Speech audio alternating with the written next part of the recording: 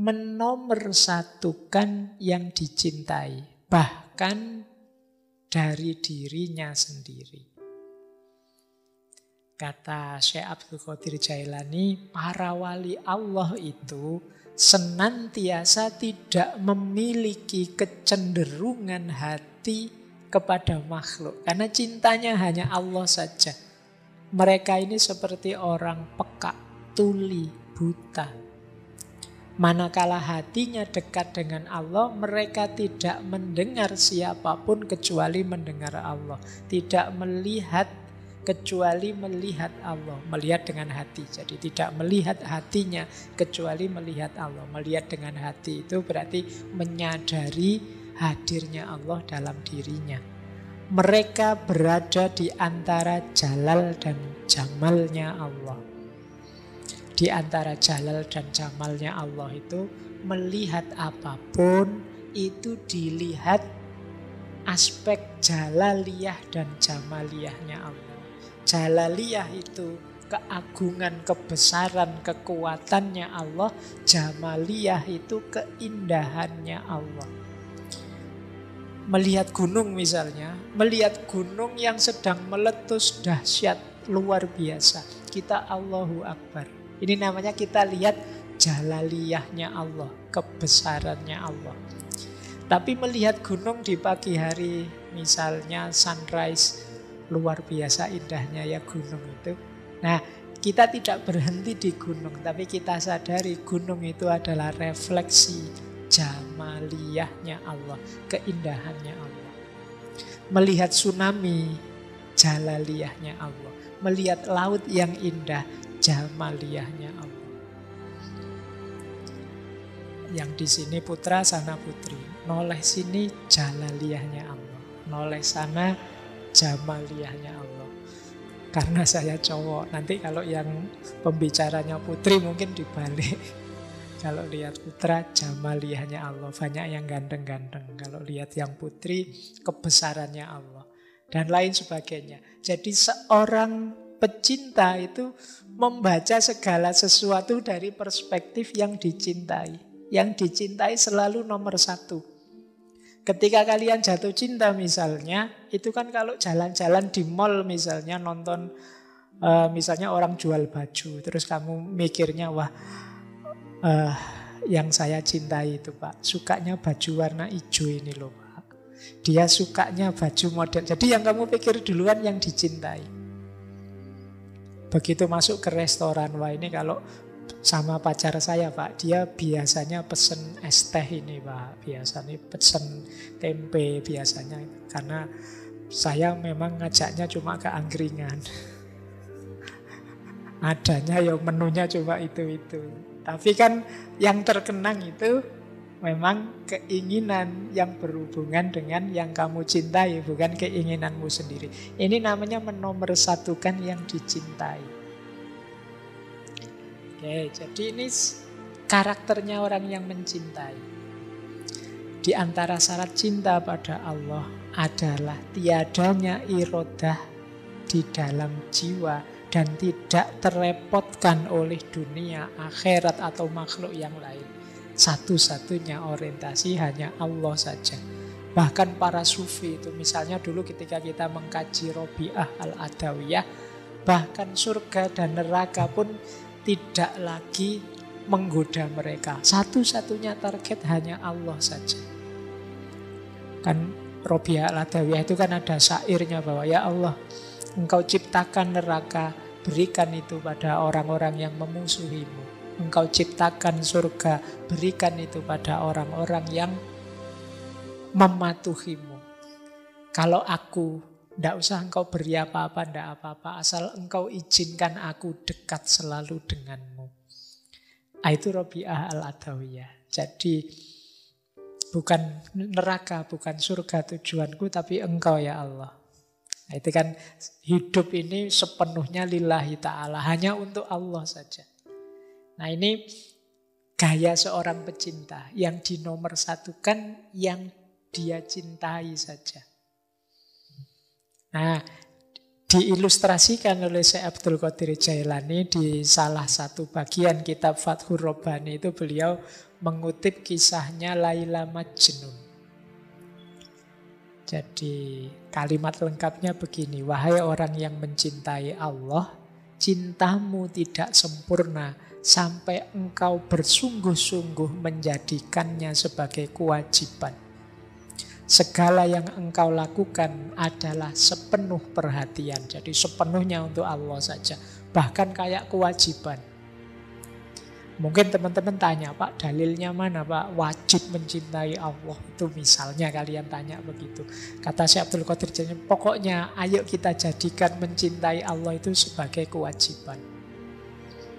Biar ada dorongan. Meskipun cinta itu, kewajiban itu levelnya di bawah cinta, tapi menuju ke sana ayo kita agak menekan diri kita untuk sampai ke sana. Jadikan dirimu seperti orang yang gila kepada Laila. Nah ini analoginya kayak yang kita kaji dulu, cerita Laila Majnun. Qais Ibnu Mulawah yang dia kekasihnya Laila. Ini kan banyak orang menganggapnya gila. Ketika cintanya sudah tidak tertahan lagi, ia menjauh dari keramaian manusia, lalu merantau ke padang belantara, tempat-tempat binatang buas. Banyak orang bertanya, lu Qais itu lu jatuh cintanya pada Laila, kok malah keleleran, apa bahasa Jawa nih, mengembara kemana-mana, ke padang-padang pasir, ke hutan belantara. Mbok yo muter saja di desanya Laila. Ini sebenarnya analogi, saya sering bilang ini kisah ini analogi cinta ilahiyah, cinta kepada Tuhan. Jadi kalau kita cinta pada Allah, ada satu hal yang harus kita jalankan, namanya uzlah, menyendiri untuk bersama Allah. Makanya Qais itu ke padang-padang pasir, ke hutan-hutan, dalam rangka berdua saja dengan yang dicintai. Ini sebenarnya simbolisme dari uzlah. Ia menjauh dari keramaian manusia, mengasingkan diri, menjauh dari pujian atau celaan manusia. Padahal pembicaraan manusia tentang Qais itu selalu berisi olok-olokan saja. Dia ini selalu diketawain orang, dianggap orang gila. Tapi kata Syekh Abdul Qadir Jailani, ia rela dan mereka benci. Dia ridho, tapi banyak orang yang membenci dia dengan cintanya. Nah, satu ketika ada yang bertanya kepada Qais ini, siapa kamu? Dia menjawab, Laila. Dari mana asalmu? Dari Laila. Kemana tujuanmu? Laila.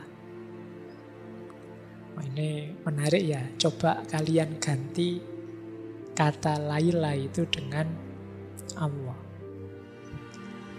Oh, itu nanti klop dengan beberapa pandangan para filsuf. Hakikat diri kita, kalau yang paling dalam itu kan wa nafakha fihi min ruhi, ada unsur ilahiyah. Maka aku yang sejati itu Laila. Yang ini ketika diucapkan oleh beberapa sufi secara vulgar, oleh orang yang tidak paham dianggap sesat. Dari mana asalmu Laila? Asal kita kan dari Allah, dan kamu mau kemana Laila? Kembali pada Allah. Inna lillahi wa inna ilaihi roji'un. Jadi Qais ini diajak ngobrol apapun tidak nyambung. Dia nyambung kalau diajak ngobrol semacam ini. Kata Syekh Abdul Qadir Jailani, dengan demikian telah nyata bahwa Qais ini buta selain pada Laila. Dia tuli dari pembicaraan selain suaranya Laila. Jadi kalau tidak ada hubungannya dengan Laila, dia enggan. Orang yang mencintai Allah juga begitu. Kalau tidak ada hubungannya dengan Allah, dia menghindar. Nah ini syaratnya tadi ya. Terus, sifat pecinta yang lain adalah tidak mendua. Jadi berarti tidak selingkuh. Allah paling tidak suka diselingkuhi, diduakan. Ini bisa dipakai dalil ya. Kalau yang tidak mau selingkuh, kayak sinetron kemarin lah, layang-layang. Ya. Nah, kalau ada yang tanya dalilnya apa, ada Al-Qur'annya. Karena Allah itu tidak menjadikan dua hal di satu hati. Kata Syekh Abdul Qadir Jailani, anak-anakku, muridku, kalau engkau cinta pada Allah, jangan kamu satukan dengan mencintai yang lain. Kenapa? Karena Allah tidak menjadikan seseorang mempunyai dua hati di satu dada. Jadi, kata Syekh, dunia dan akhirat sulit kalau digabung jadi satu. Kalau tujuannya dunia dengan kendaraan akhirat bisa. Itu kan yang di hati kita tetap akhiratnya, tetap Allahnya. Tinggalkan segala yang fana sehingga kita ketemu yang sejati, yang tidak fana. Di Fathur Rabbani bahkan ada ilustrasi. Nabi Adam ketika dulu di surga, dia salah orientasi cintanya. Dia begitu mencintai surga dengan taman-taman dan keindahannya yang membuat dia berjarak dari Allah.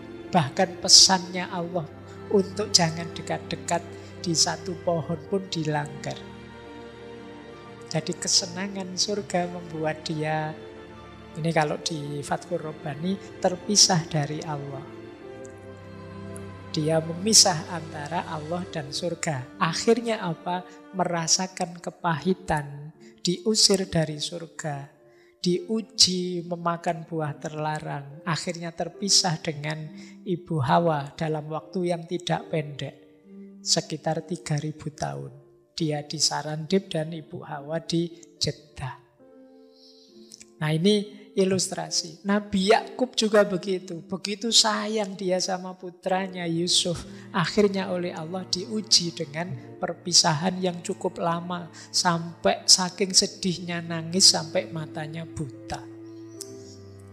Jadi maka para pecinta jangan mendua. Bukan berarti saya nggak mencintai Hawa di Adam, atau berarti nggak mencintai Yusuf di Nabi Yakub. Enggak, cintailah, tapi jadikan itu jalan untuk menomorsatukan Allah. Di hati kita tetap harus Allah saja. Nah, ini sifat pecinta. Nah, sifat pecinta selanjutnya adalah takut dan mengharapkan.